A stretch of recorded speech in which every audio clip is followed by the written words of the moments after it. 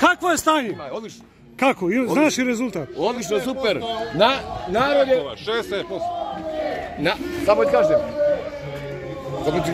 Ovaj narod što je bio za zatočeništvu dobio je pravdu, jer možeš kako hoćeš, ali ne možeš dok hoćeš.